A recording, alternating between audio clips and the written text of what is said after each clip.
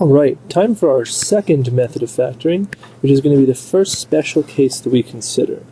So what's going to happen is every single factoring problem that we're going to do always starts with the GCF method, meaning that that's what you have to check first. Before you start anything else, is there a greatest common factor that could be factored out? If so, you need to do it, okay? The next piece that we're going to do is looking at how many terms are left. Okay, so when you're done factoring out the GCF, if there are two terms left, what we're going to do what's called the difference of squares. Now recall that terms are separated by addition and subtraction symbols. So for example, 3 plus x is considered two terms because the 3 is the first term, the addition sign separates it from the second term x. So 3 plus x is considered to have two terms. 3x, 3 times x, is considered to just be one term because there's not an addition or subtraction symbol in the middle of them. Okay? So something like x squared plus 3x minus 5, looking at the placement of the addition and subtraction signs, the x squared is the first term, 3x is the second term, the minus 5 is the third term. That would have 3 terms in it. This method only is useful for 2 terms. Alright? So let's take a look at the formula. Now, the difference of squares is nice in the fact that it's one of the only methods of factoring we're going to look at that has a formula. Meaning, when you factor something by the difference of two squares, you're always going to do it the exact same way. And that is the following. A squared minus b squared. This is the original problem. Okay, the problem that you are solving, trying to factor, is going to be of the form a squared minus b squared, meaning that each of the terms that are being subtracted are going to be perfect squares. So like 36, 100, x squared, things like that. Alright? There always has to be a minus sign in the middle. So this is very important. It's called the difference of two squares, and difference is referring to the fact that they're being subtracted. Alright? This over here, a minus b and a plus b, this is what your answer is going to be. This is the answer. This is how you're going to factor this. So the a minus b, they're referring to these guys over here, the a squared and the b squared. They're basically the square root of those numbers. So in other words, if a squared is 36, the value of a would just be the square root of 36, which would be 6. And all you have to do is add them and subtract them. Due to the commutative property of multiplication, it doesn't matter which order you have the parentheses. You could have a plus b times a minus b, or a minus b times a plus b. So the first step of figuring out a difference of squares problem is figuring out what a and b are. So you have to use the original question and try to figure out what a and b are. Alright? So pause the video if you need to, and write that formula down. Let's take a look at a problem. So here's an example of a problem. X squared minus 25. Now keep in mind, first of all, the most important thing is that 1, there's no GCF in this problem. I couldn't factor anything out. And 2, there are exactly 2 terms in this problem, and there's a minus sign in between them. This is a great candidate for the difference of squares. Now remember that each of the numbers that are being subtracted has to be a perfect square, meaning that something times itself will give you one of those or both of those terms. For example, let's figure out what the value of a would be. So in essence, a is going to be squared, and that's going to give us x squared. So to figure out what a would be, it's essentially just what squared is giving you x squared. Well, that's got to be x, because x times x is x squared. So if a squared is x squared, then a is x. Same thing with the 25. What squared gives you 25? What times what? Well, it'd be 5.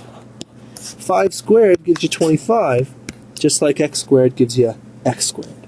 Alright? Once you have a and b, those values, you just plug them right into the formula. Okay?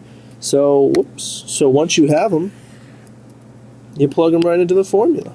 Let's take a look at the formula. The formula is a minus b, a plus b. Alright? Multiply together just like this in parentheses. But we found that a is now x and b is 5. This is just x minus 5 times x plus 5. Okay? And that's the final answer to the question. That is in factored form. Now let's take a look here using what we've learned last section to prove this to ourselves.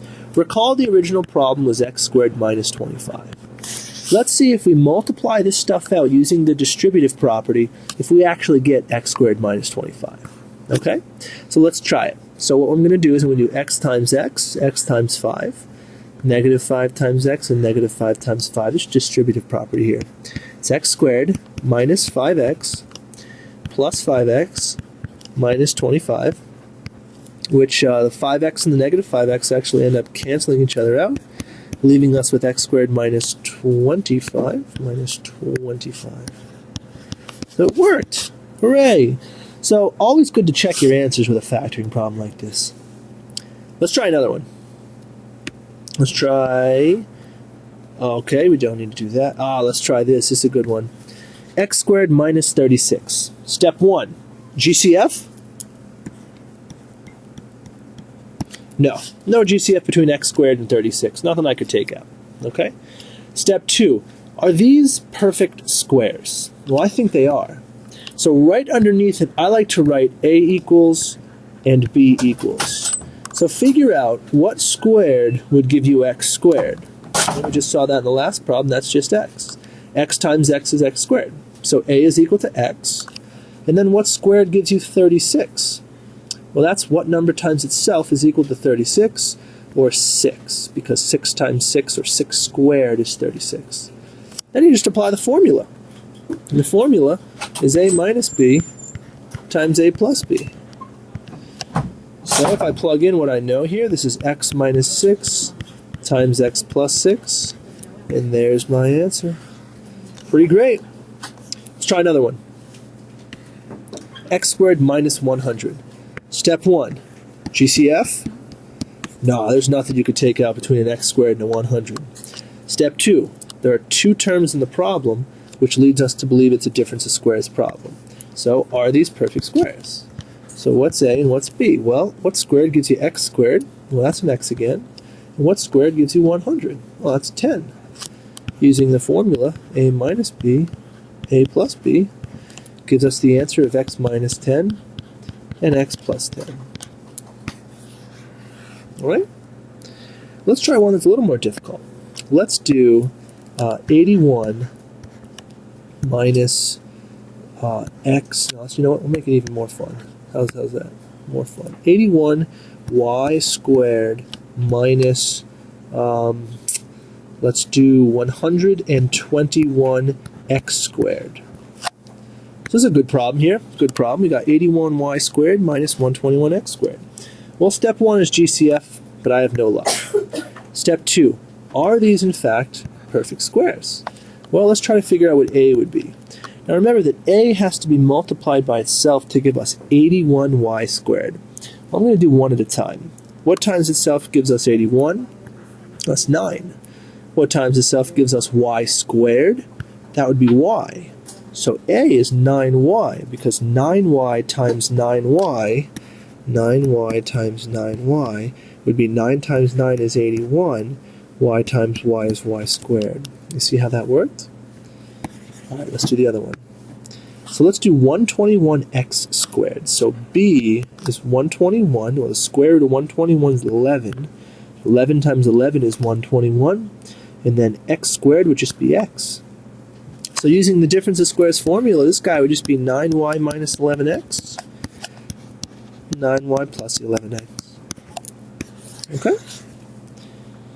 Alright, there's only one more type that we'd have to consider. And that looks a little something like this. Let's do 5x squared minus 125. Alright, here's another one. 5x squared minus 125. So, in a problem like this, again, always check the GCF first. And this is a great example. Oh, GCF, I can totally spell. GCF. Great example of why checking the GCF first is critical. Now, what's the GCF between 5x squared and 125? Oh, it's 5. 5 goes into 125 and 5. Factor it out, you're left with x squared minus 25. right? Because 25 times 5 is 125. Do you see now that the problem in parentheses is the difference of two squares? Let's see if we can figure out what a and b would be. Well, a is the blank squared equals x squared, so that's got to be x. And b would be square root of 25, 5. So if I were to take this one step further to get my final answer, my 5 would remain, and then I'd do x minus 5, x plus 5. Don't forget that 5 out front is very important. Okay? Let's go back to the original problem just for a second. 5x squared minus 125. Could you use your formula to factor 5x squared minus 125? The answer is no, because 5 is not a perfect square, and 125 is not a perfect square. So your difference of squares formula, in fact, fails unless you pull out the GCF first. So keep an eye out for a problem like that in the future. All right, now that we're done with that, go ahead and try the worksheet and give those problems a shot.